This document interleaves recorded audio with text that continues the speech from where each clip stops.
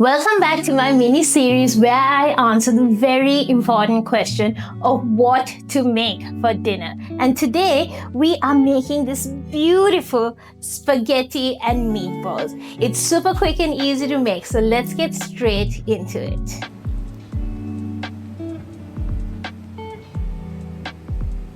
To make our spaghetti and meatballs, I am going to add in some minced chicken into a large bowl. And then to this, I am going to go in with maybe 3 to 4 cloves of garlic that I'm going to just mince up and add. Half an onion that I have chopped up very finely as well. Breadcrumbs always help to bind everything together. It soaks up a lot of the juices. It helps your meatballs to hold its shape when you're frying it up. A generous pinch of salt. Some chili flakes for a little bit of heat, and then I'm going in with 1 egg yolk. The egg yolk again helps kind of bind everything together. It helps your meatball hold its shape. Adding in some dried parsley just to bring in a little bit of freshness to this. All of the measurements for this is in the caption below, you guys, so go check that out. Clean hands. And then give this a nice mix to kind of bring everything together. You don't want to overwork this, just enough to make sure that everything's mixed through, all the flavors are distributed beautifully, so that all of our meatballs taste amazing. Just make sure you can roll it like this into a ball and it holds its shape. If you feel like it's not really holding its shape, you can go in with a little bit more breadcrumbs, but don't add too much because it will dry out your meatball. Also, the other thing is that if you are unsure about the seasoning, always at this point, cook up just a little bit of this and taste it and see if you're happy with the seasoning before you proceed to make all your meatballs and fry them all up. Get yourself a plate to make meatballs and keep it before we fry everything. Into a bowl, add a little bit of olive oil. This is just for us to dip our fingers in so that the meat doesn't stick to our hands and our palms when we're making these meatballs. So just get a little bit of oil going, not a lot, just a little. And then we're going to make kind of small-ish meatballs like this, around this size, because it will cook up much faster. Otherwise, you can make a little bit of chicken go a long way. But the most important thing is that this will cook up fast, because you guys, this is easy weeknight dinners that I'm showing you. You don't want to be spending a lot of time waiting around for things to cook and all of that. You want quick, easy meals, and this is the way to get it. Mince is something I always have sitting around in my freezer because it's such a versatile meat and you can pack in so much flavor. It cooks up so easily and it just makes for the most delicious meals. Plan out for about 4 meatballs per person when you're making these, especially if they're this size. Now that the meatballs are ready, let's get these cooking, let's get the pasta going, and let's make a very quick, easy, simple sauce for this as well. I always find that the key to success, especially when you're making like quick and easy weeknight dinners, is to have a couple of things going at the same time. So I've got my water boiling for the pasta and I've got my pan heating for the meatballs and the sauce. So we'll get both of these going at the same time so that they cook up together. Once your pan is warm enough, add in a good glug of olive oil. Get that heating until it's quite warm because we want these meatballs to kind of get a nice bit of color going.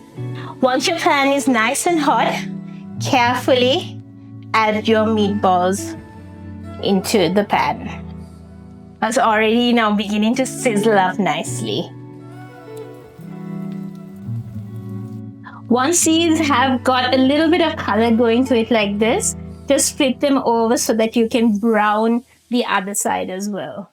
And then just give it one more flip just to make sure all the sides are evenly, nicely browned through. The aim here is not to cook our meatballs through, just to get a little bit of color, because it will continue cooking in our pasta sauce. Okay, once it's got about this much color to it, I'm just going to take it off the saucepan And then we'll get our pasta sauce going in this same pan. Let all of this delicious olive oil be in here because that's got all the flavor now from our meatballs. Our water is now boiling for the pasta. So hit this with a heavy pinch of salt. Salting your pasta water very well is important because that then adds in a lot of flavor to your pasta, so that you don't have to worry about adding too much salt into your sauce to get the flavor and the taste. Just twist it like that and pop it in, and then use your tongs to just kind of pop it in there like that.